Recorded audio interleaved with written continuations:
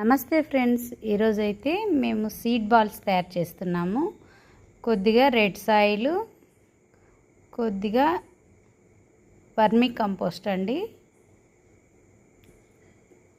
కొద్దిగా కోకోపిట్, ఈ మూడింటిని అయితే బాగా మిక్స్ చేసేసి బాల్స్ లాగా చుట్టాము. ఫస్ట్ ఆఫ్ ఆల్ చుట్టిన తర్వాత నేను చింతపిచ్చర్లు వేసానండి. అవి ఒకరోజు నైట్ అంతా నానబెట్టేసి మళ్ళీ ఈ బాల్స్లలో మేము దాన్ని పెట్టేసి మళ్ళీ రౌండ్గా చేసేసి పెట్టామండి.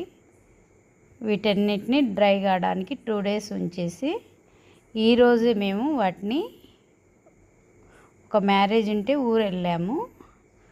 అక్కడ దారి పొడవునా వేస్తూ వెళ్ళామండి.